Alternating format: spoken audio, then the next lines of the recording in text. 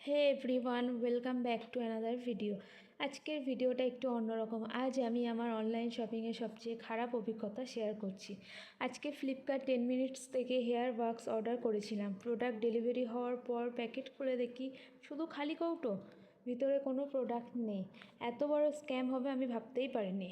সঙ্গে সঙ্গে item missing অভিযোগ করলাম, সমস্ত প্রয়োজনীয় তথ্য দিলাম, কিন্তু শেষ পর্যন্ত জানানো হলো যে আমি রিফান্ড পাবো না। এই ঘটনাটা ঠিক কোথায় হয়েছে, সেলারের কাছে, ওয়্যারহাউসে নাকি ডেলিভারির সময়, সেটা আমি এক্স্যাক্টলি জানি না, তাই আমি কাউকে দোষ দিচ্ছি না।